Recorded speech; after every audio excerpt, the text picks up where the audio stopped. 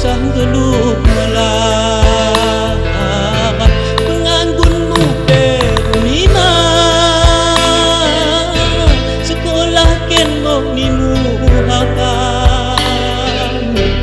dosa meremas baju memalik asal